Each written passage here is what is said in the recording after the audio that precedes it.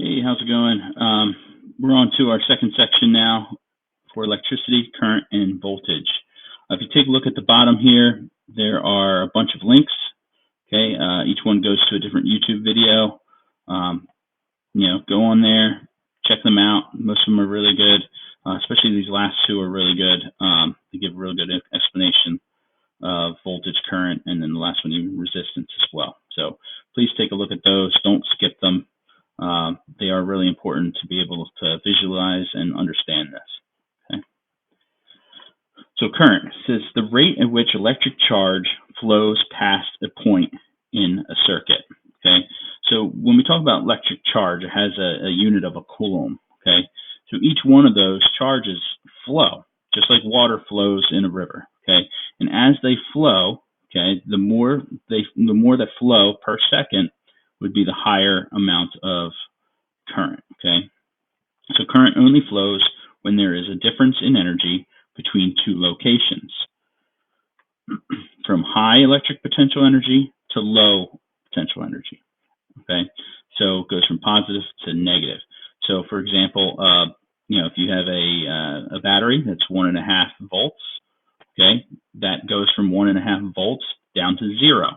Okay, that difference being 1.5 volts at the positive end of the battery to 0 at the other end of the battery allows for the current to flow from the positive to the negative. Okay, it's just like how a ball rolls down a hill, or if you had a water running down the side of a mountain. Okay, if it was a higher voltage, okay, so it's a 9-volt battery, then you would have a greater flow of charge.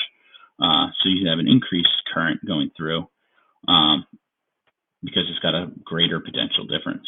Okay, so like water flowing down a hill. Okay, that's kind of what we just said. So the current, the variable, okay, or what letter we call, just like force is F and velocity is V, the variable for current is I. Okay, we use the letter I, capital I. The units is an amp, okay, capital A. So no lowercases, uppercase A is the unit. Okay, you've probably heard of amps before, possibly, with electricity. Okay, that is the unit for current. Voltage says it's the measure of electrical potential difference or energy between 2 points.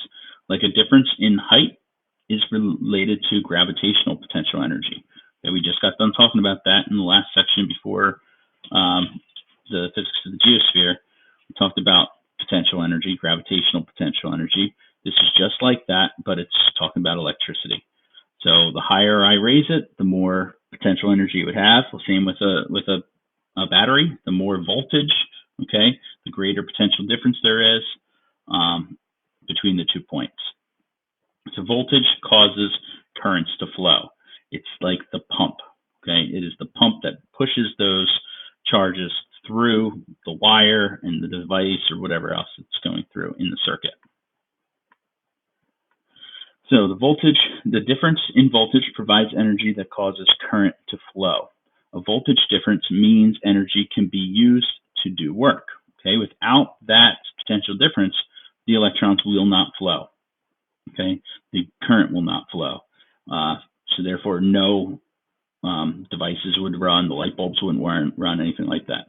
Okay, so the current is what actually flows and does the work. It pushes those charges through the wire. Okay. So the voltage, the variable for voltage, very easy one, V. And this is probably the only time in physics where the units and the variable are exactly the same letter, capital V. Okay, easiest one to remember. Voltage is volts. So which is more dangerous, current or voltage? Okay, you've probably seen signs, especially near, any kind of electrical devices, or outside sometimes near like electrical panels, or if you see those electrical boxes sometimes outside of neighborhoods and stuff, it will say caution, high voltage. Okay, which, yes, it is very dangerous. You don't want to go near those boxes, but it's not necessarily because of the voltage. It's more because of the current. Okay, current is the most dangerous because it can kill at small amounts. we can actually get hit with a lot of voltage, okay, and still survive. It's the current that will kill somebody.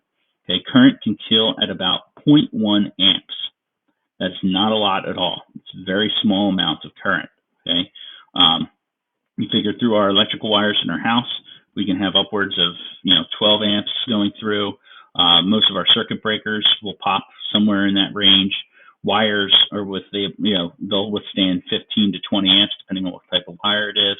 Okay, our bodies can only withstand small amounts. Okay, 0.1 amps could potentially kill us. People can survive thousands of volts of electricity if the current is low enough. So if it's like you'll see people sometimes there's something called a Venn diagram generator. It's like a big dome that you might have seen it on TV where people touch it and their hair will stand up off the top of their head. Okay, that device produces a lot of voltage but very, very low current. So therefore, people can touch it and be fine. Okay, it hurts if you get shocked by it. It hurts quite a bit, but it will not kill you. So batteries. Okay, we use batteries. Use chemical energy because inside of the battery there is chemicals that create a voltage difference between its two terminals. Okay, it provides a push or voltage of energy to get the current flowing. Devices such as light bulbs use the energy carried by the current. Okay? When the energy in a battery is used up, current no longer flows. If it was a rechargeable battery, then you could plug it in and you can cause the chemical reaction to go in reverse, which would then charge the battery and the battery can be reused again. Most of our AA, AAA batteries, though, once they're used up, they cannot be brought back to life. Okay, once the chemical reaction occurs, it's done. Okay, so with that battery, one end, the positive end, has an overabundance of positive charges. The other end has an overabundance of negative charges. And if you connect the two, negatives will always attract to positive. Positives don't move. Okay, so what gives an object a positive charge would be protons. Protons don't move in atoms. Okay, electrons do though. So electrons will flow. So electrons will go towards the positives and it will move towards the positive. Current flows from the positive end to the negative end. So that is the conventional current. Like I said in the previous video, the electrons flow from negative end to positive end, but we consider the current to flow the opposite direction. It's kind of a weird thing to think about, but it has to do with history. Just has to do with, back in the day, they originally thought that it flowed the other way, and we just kind of stuck with that. Because really, it doesn't matter what direction it flows, when it comes to the devices and whatnot. So we just kind of leave it at that. So why does a voltmeter display a reading of 0 volts when both of its probes are touched to the same end of the battery? Since there is no electrical potential difference or voltage because both probes are touching the same end of the battery. So if we're both touching that same end, there is no difference in charge. The voltmeter can only tell a difference between, or a difference between different locations. So if there is no difference, then it's going to come up as 0.